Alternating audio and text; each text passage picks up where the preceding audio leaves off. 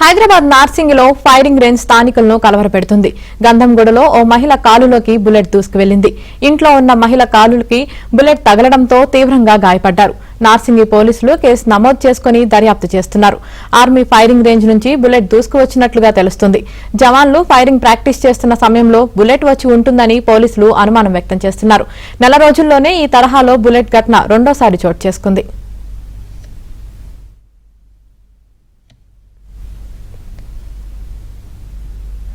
బాధితురాలి ఇంటి నుంచి మరిన్ని వివరాలు మా ప్రతినిధి ప్రవీణ్ అందిస్తారు.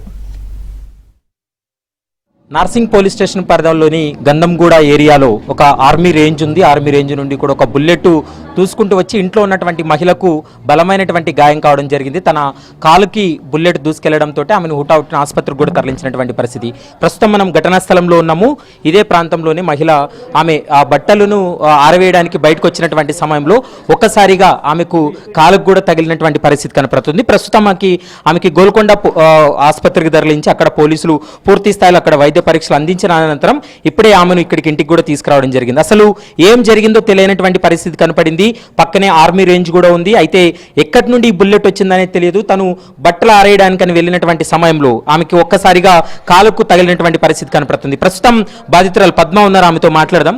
ఏం జరిగిందమ్మా? అంటే ఇంత కాలుకి గాయమైంది, అసలు ఏం జరిగింది? మీరు ఎక్కడికి వెళ్ళారు ఆ సమయంలో? అంటే ఇక్కడ మేము బట్టలు ఆరేస్తున్నాం. ఇటు నిల్చొని ఇక్కడే నిల్చుని ఇక్కడ బట్టలు వేద్దామని చెప్పేసి తాడు తీసుకురమ్మని చెప్పేస్తే లోపల నుంచి తీసుకొచ్చింది.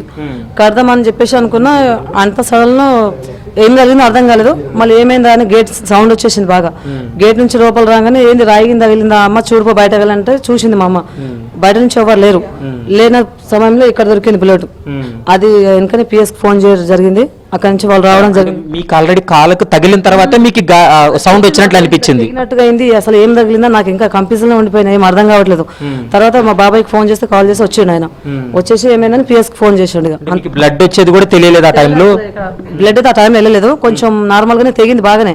ఆ కట్ అయిన మూమెంట్ లో కొద్దిసేపటికి హాఫ్ అన్ అవర్ ఒక 10 minutes లో బ్లడ్ స్టార్ట్ అవుతుంది రావడం. అందువల్ల చూసుకొని అంతా ఎంక్వైరీ జరగడం జరిగింది. మీరు బుల్లెట్ అనుకున్నారమ్మా లేకుంటే ఏదన్నా రాయి సడన్ గా తగిలిందంటే అది ఇంకా కన్ఫ్యూజన్ లో మాకేం అర్థం కావట్లేదు. ఆ తర్వాత ఎత్తుకంగానే అక్కడ దొరికింది.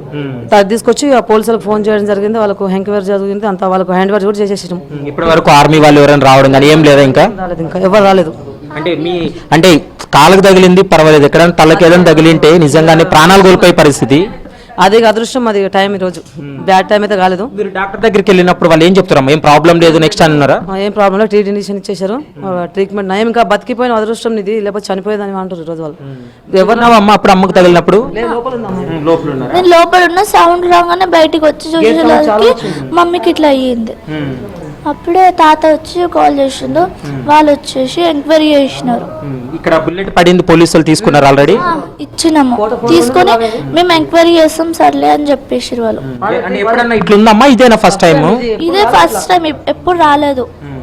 కానీ అది ఎట్లా వచ్చిందో అర్థం అవ్వట్లేదు మాకు.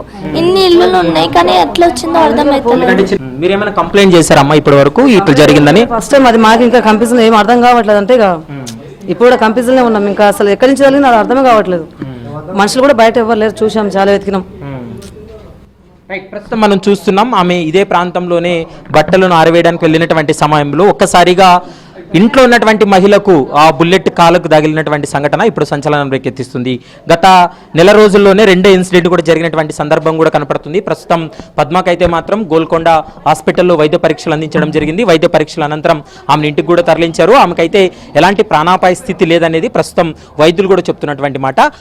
నెల రోజుల వ్యవధిలోనే రెండో ఘటన ఇది చోటు చేసుకుంది. ఆర్మీ రేంజ్ నుంచే ఈ బుల్లెట్ దూసుకెళ్లింది అనేటువంటి అంశాన్ని అయితే మాత్రం ప్రాథమికంగా పోలీసులు ఒక నిర్ధారణకు రావడం జరిగింది.